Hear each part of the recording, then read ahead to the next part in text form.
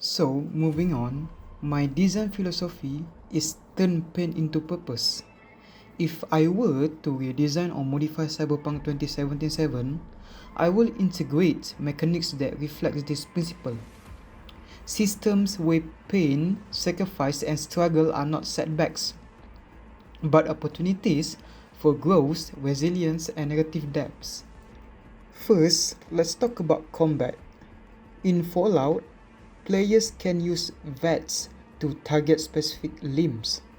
My version reimagines this system within Cyberpunk's context.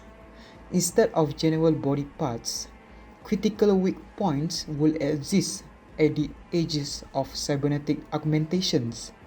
The joints, wiring, and exposed circuits where machine and flesh connect. This will build on Cyberpunk's existing dismemberment and weapon targeting system, but shift the focus towards cyberware vulnerabilities. A Maelstrom Ganger with chrome arms, for example, could be disabled by targeting the wiring in the elbow. This adds tactical depth to combat. Players aren't just aiming for headshots, but strategically disabling augmentations. More importantly, it reflects my philosophy by striking where augmentation causes the most pain. Players turn the enemy's strengths into their downfall. Currently, relationships in Cyberpunk deepen mostly through dialogue and quest completion. My proposal adds another layer: sacrifice. When V willingly takes damage while protecting a companion, for example, shielding Judy during a firefight or standing beside Panem during firefight, that sacrifice will be remembered. NPCs will acknowledge it, leading to stronger emotional bonds. Imagine finishing a mission while limping and Judy remarks, "You got hurt because of me. I won't forget that." This mechanic transforms damage into negative reward, making relationships grow through shared struggle, not just words.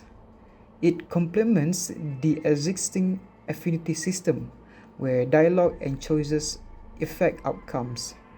Now, expanded through gameplay actions tied to pain and sacrifice. The third system is reflex mode or flow state. Here, every time V takes damage, a meter builds. Once the meter is full, players can manually activate it. When triggered, time slows slightly, precision sharpens, and damage output increases. Unlike cyberware such as Sunday Vistan, this isn't tech-based, it's psychological. V channels the pain into hyperfocus. This mechanic will feel familiar to players because Cyberpunk already uses stamina and cooldown meters, as well as cyberware triggered abilities. Flow state will layer on top of that, but grounded in resilience instead of implants. In short, the more damage V endures, the more opportunity they gain to flip that suffering into a moment of heightened control. Finally, I will introduce a difficulty setting named after this philosophy. In this mode, enemies deal 20% more damage to V, while V's attacks only gain a 10% bonus. This will be harsher than very hard, but not just by inflating enemy health bars.